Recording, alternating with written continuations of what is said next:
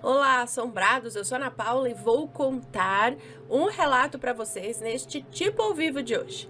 Tudo bem? Eu espero que sim, que esteja tudo bem. Já vou pedindo para você não se esquecer de deixar o like no vídeo e se por acaso ainda não for inscrito, se inscreva no canal, ok? Então vamos para o relato de hoje, que é... Ai, cadê? Abriu no nada aqui. Aqui, achei. É este. Quem era a menina com o acordeon? Oi, Ana, tudo bem? Eu sou a fulana, mas será um prazer ser chamada de fulana. E assim como você, eu sou da safra de 85, ó. A melhor safra na música, nas pessoas. É esse daí. Safra de 85, não tem igual. É Live Aid, Vamos lá, vamos chatear aqui. Conheci o canal no início do ano e viciei. Não passo um dia sem ouvir os relatos. O relato que eu vou contar a seguir não é meu, e sim do meu pai. Quando ele me contou, eu, na hora, já falei que ele precisava enviar a história para o canal. Bom, a partir daqui os nomes estarão trocados e quem narra a história agora é o meu pai. Então vamos lá, o pai dela contando essa história. O caso que vou narrar a seguir me causa uma sensação de mistério até os dias de hoje. Eu não lembro exatamente o ano nem a idade que eu tinha. Teria sido entre os anos de 1963 e 65. E eu deveria ter entre 5, no máximo 7 anos. A minha família era grande, pai, mãe e 5 irmãs, sendo eu o mais novo, o caçula da família. Leda, minha irmã com a idade mais próxima da minha, tinha 11 anos. Leda, minha irmã com a idade mais próxima da minha, tinha 11 anos a mais de diferença em relação a mim. Nossa, a mais nova. Fui o que hoje alguns chamam de a raspa do tacho. Resumindo, éramos 8 pessoas morando naquela casa. Será? Meus pais e todas as minhas irmãs eram naturais de uma cidade do interior do estado. Fui eu, o único a nascer na capital gaúcha. Além dessas minhas irmãs, houve mais 3 filhos que vieram a morrer com idades infantis. O primeiro a falecer se chamava Hélio. Seu falecimento ocorreu quando ele tinha... ocorreu quando ele tinha 15 anos de idade, devido a uma cardiopatia. Depois dele, mais 2 meninas vieram a falecer. Essas na primeira infância. Naquela época era relativamente comum o falecimento de crianças, ainda mais em cidades pequenas no interior do estado.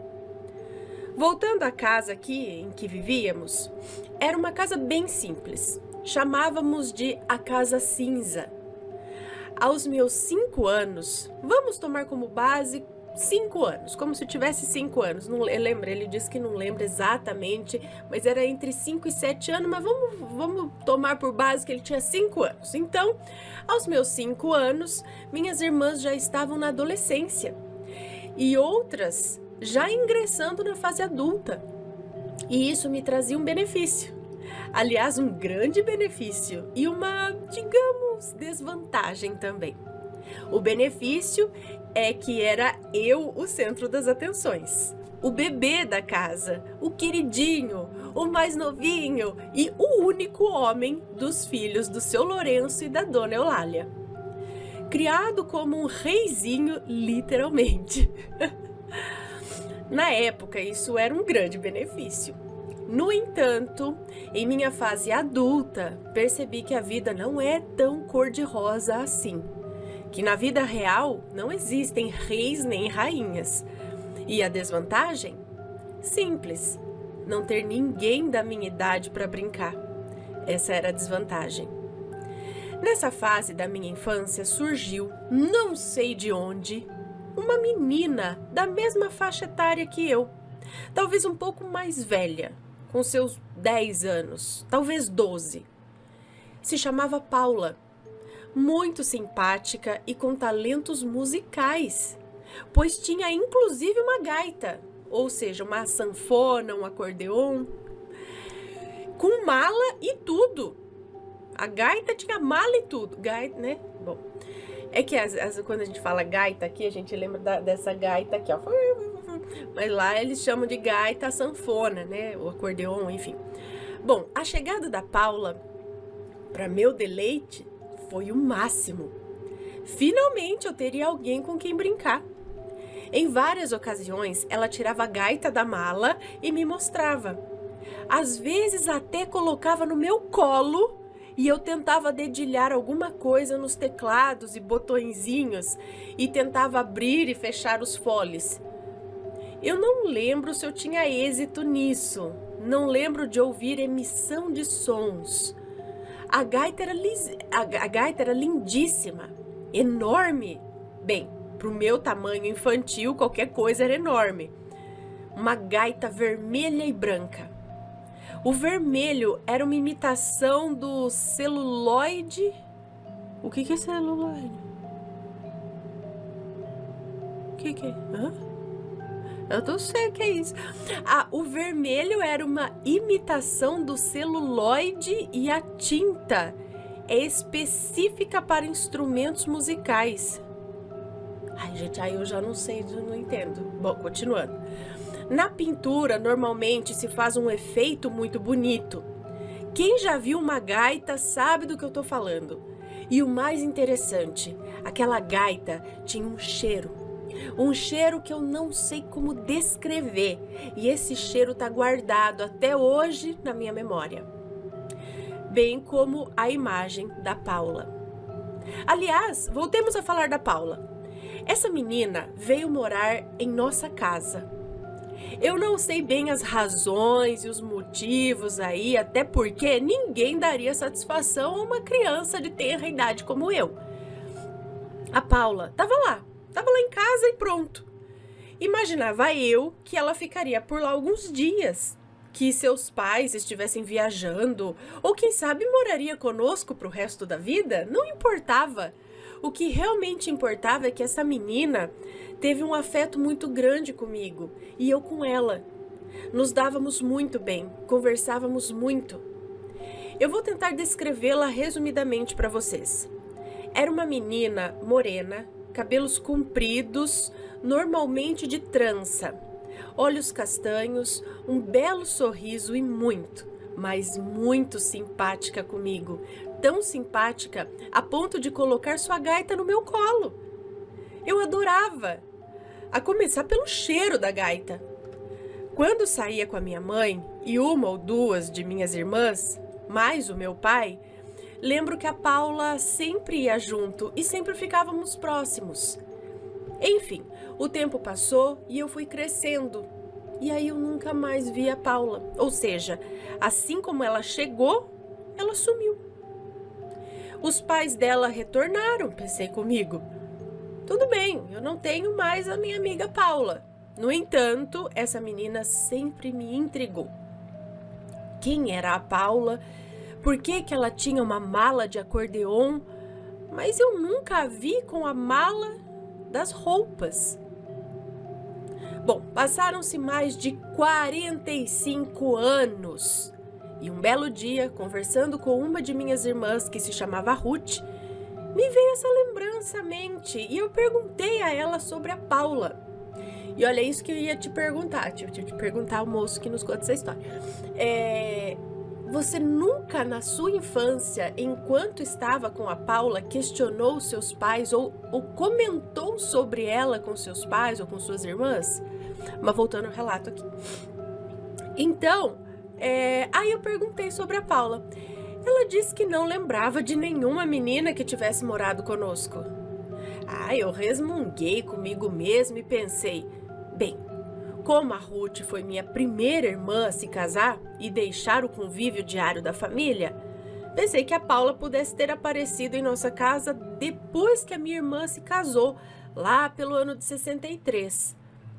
Bom, passaram-se então mais alguns anos e aquela lembrança não me saía da cabeça. Em 2022, ou seja, quase 60 anos depois, em um aniversário de uma de minhas irmãs que aconteceu numa cidade litorânea do Rio Grande do Sul, praticamente toda a família estava reunida. 4 gerações.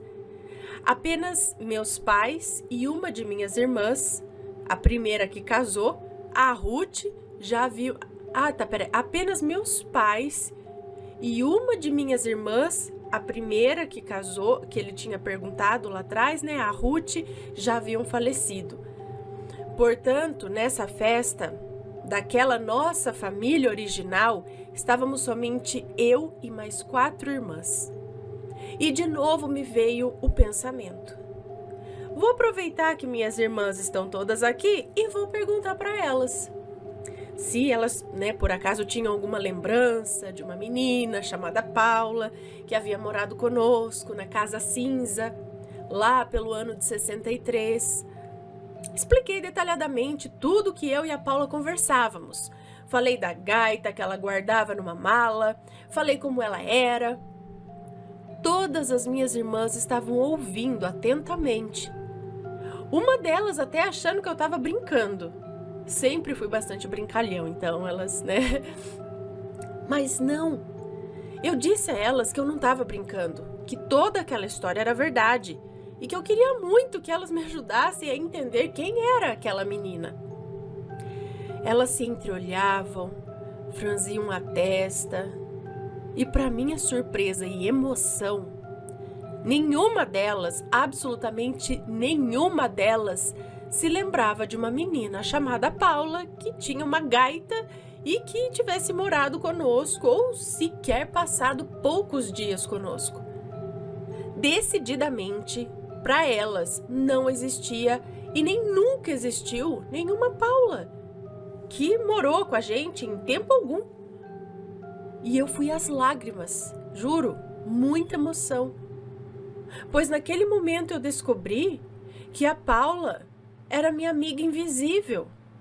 Era o espírito de uma criança que vinha brincar e conversar comigo, que só eu a via, e que inclusive me acompanhava quando saía com os meus pais, ela ia junto comigo. Algumas coisas começaram então a fazer sentido. Eu não lembro de conversar com a Paula quando havia alguém por perto. Ela só aparecia para brincarmos quando estávamos sozinhos. E como poderia haver uma gaita que tinha cheiro e ela colocava no meu colo? Isso, o espiritismo responde como plasmar alguma coisa. Sim, isso é possível. A Paula não tinha uma mala de roupas. Nunca foi me dito como ela veio parar ali. Ela nunca disse, né? A Paula nunca disse como foi parar lá. Porque para os meus pais e para as minhas irmãs, ela não existia. Eu não lembro dela jantando ou almoçando com a família. E também não lembro do último dia que a tinha visto. Apenas lembro que não havia mais Paula e que não havia mais a gaita. Mas durante a conversa nessa festa, depois que eu deixei as minhas irmãs também pensativas, uma delas, a Leda, a mais nova, teve uma lembrança. Disse ela dirigindo-se a mim: espera um pouco. Como tu disseste que essa menina se chamava? Paula, respondi. E ela contrapôs: sim, me lembro. Nós tivemos uma irmã que se chamava Ana Paula. Ai, meu Deus. E faleceu com tenra idade. Novamente a emoção tomou conta do meu ser. Seria minha irmã falecida que vinha me fazer companhia e brincar comigo? E a gaita? Pelo que soube, minhas irmãs afirmavam que ela, Ana Paula, não tinha uma gaita. Infelizmente, não conheci o meu irmão e minhas 2 irmãs que faleceram, pelo simples fato de que eu ainda não era nascido. Minha curiosidade em relação a esse evento ainda não terminou. Pretendo, em curto prazo, fazer uma constelação familiar com uma pessoa de confiança e com inquestionáveis qualidades mediúnicas. Quero ver se com esse procedimento encontro algumas respostas sobre esse evento lá da minha infância, agora tão distante. Quero saber se a Paula foi realmente a minha irmã falecida que vinha me fazer companhia, ou se era apenas um outro espírito de uma menina e o nome Paula tenha sido apenas uma coincidência. Espero encontrar essas respostas e, se possível, saber se algum dia nos encontraremos novamente ou, quem sabe, até já tenhamos nos encontrado. Prometo voltar a escrever assim que encontrar as respostas que busco. Tenho saudade de você, Paula. Ele está dizendo aqui para a amiguinha imaginária, que não era imaginária, eu acredito, para a amiga dele de tanto tempo. Oi, Ana Fulana aqui de novo. Essa foi a história do meu pai. Eu me emocionei muito quando ele me contou e acredito que seja sim a irmã dele que ia visitá-lo e fazer companhia. O que vocês acham? Por favor, deixem a opinião nos comentários. Nós leremos todos, com respeito, diria eu. Muito obrigada por ler o relato e me comprometo a trazer notícias do caso. Um grande beijo para você, para a família e em todos os assombrados do canal. Um beijo para você, muito obrigada, pro seu pai também, um beijo. Então, menino, olha, tem o lance de amigos imaginários, sim, a gente pode pensar, né? A mente de uma criança, de repente, por estar muito sozinha, pode criar um amigo imaginário? Talvez sim. Talvez sim, talvez não, acho que tem. Tem sim, mas eu acredito que existem as duas coisas.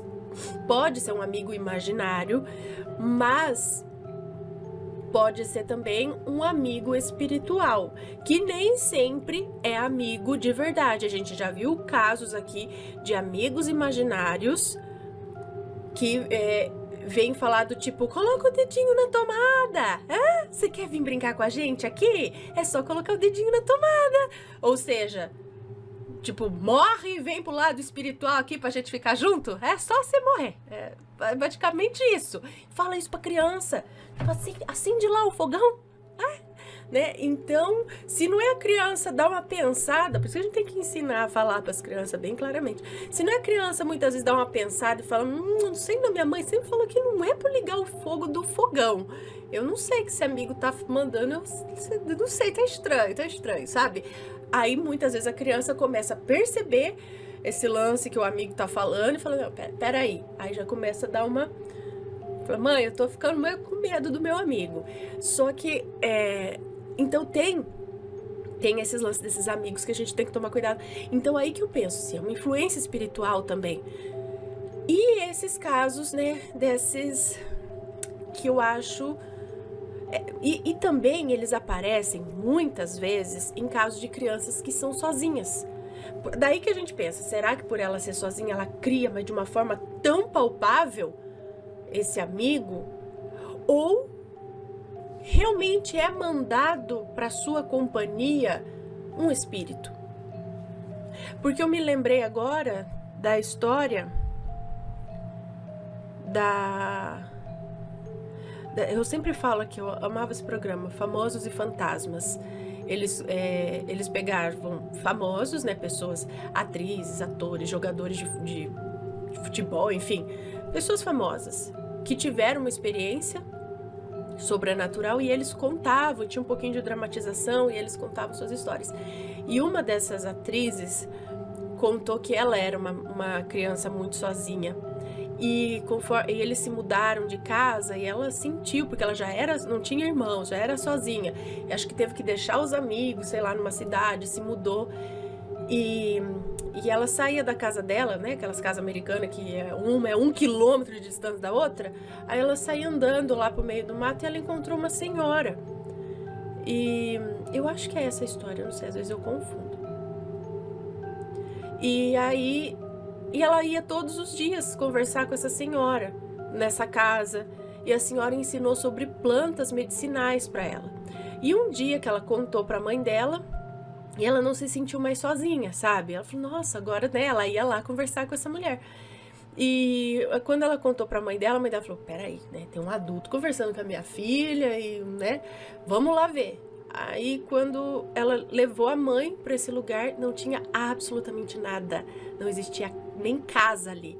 E ó, é um caminho que a menina sabia, porque ela ia direto para lá. Então ela sabia onde era, não é que ela se perdeu. E a hora que ela chegou lá não tinha nada. E aquela mulher acho que nunca mais apareceu, só que ela falou, eu guardo até hoje. Então você fala, tá, então como isso seria imaginário? Da onde que veio todo esse conhecimento que não era errado? Que ela tinha das plantas medicinais e tudo mais. E ela também dizendo que era uma criança sozinha. Então, não sei, né, se tem essa relação ou não, mas eu acho que muito aí de amigos imaginários que a gente falava que as crianças tinham, não são imaginários, assim, eu acho que eles estão ali mesmo. Agora, era a irmã dele? Eu acho que há uma grande possibilidade de ser. É muita coincidência ser o mesmo nome. Agora, por que ela estar com um acordeon? E eu não sei a idade que ela... Ele falou que faleceu na primeira infância. Só que essa menina que aparecia para ele aparentava ter uns 10 a 12 anos de idade, né? Então ela já era mais velha, aparentemente, do que a irmã que faleceu. Agora, será que essa era a aparência que ela tem no espiritual? Será que ela continua crescendo? Aí eu não sei dessas respostas aí, como que... Por que o acordeon? Será que ela passou a tocar acordeon quando ela foi pro céu? pro nosso lar, pro outro lugar? E, né? E aí ela vinha e compartilhava isso com ele. Gente, ele pegar o acordeon, tentar tocar, sentir o cheiro, tentar tocar, eu falo assim, porque ele segurava os detalhes do acordeon, os detalhes da menina. Então eu acho isso muito rico, sei lá, para ser apenas imaginação de uma criança de 5 anos, né? Bom, deixem as suas opiniões sempre com respeito, por favor. Este foi o relato de hoje. Se você tem uma história parecida, envie o seu relato pra gente, ok? Um grande beijo, a gente se vê no próximo relato. Fui! Tchau, tchau!